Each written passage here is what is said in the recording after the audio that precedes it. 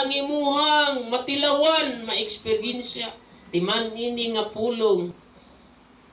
Dili mo sa likway nimo ang Ginoo hangtod sa hangtod. Bisag unsa pa nga pagpakasala. Dili man ta kapanikal. No? Tao ta. Di lang po ta magsalig, pero muna yung pasalig. Dili ka isalikway sa Ginoo hangtod sa hangtod. Muagi ka disiplina pagbadlong. Pero bisag muhatag sa kaguol. Naagihapon ang iyang kaluoy. Sumala sa iyang madagayaon o walay paglubad nga gugma. Muna siya, they are new every morning.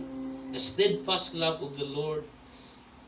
Ato ang timanan unsa man nga kasakit imong maagian. Muni ang kalami, katamis ang pulong. Nagingon siya, dili niya ikalipay ang pagpaantos o pagsakit kanimo. Muni ang pulong sa Ginoo kay Dios siya nga gamhanan. No?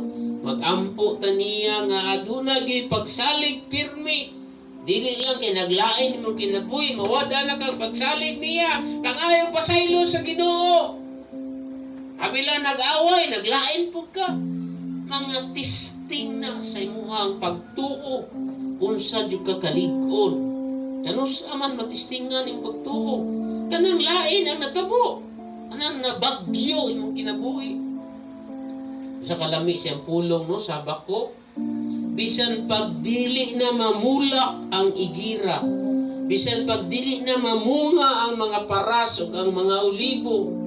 Bisan pag wala na'y maaning abot sa kaumahan, ug mga matay na ang kahayupan, magmaya gihapon ako, kay ang Ginoo nga Dios maumay akong manluluwas. Ang Ginoo magpakamaayo kanatong tanan, ang mensahe karon dili kawang, ug mangita kinig lugar sa imong kasing-kasing nga muhatag og paumpaw kalinaw sa imong hunahuna. God bless everyone. God bless you. God loves you. Amen. Amen.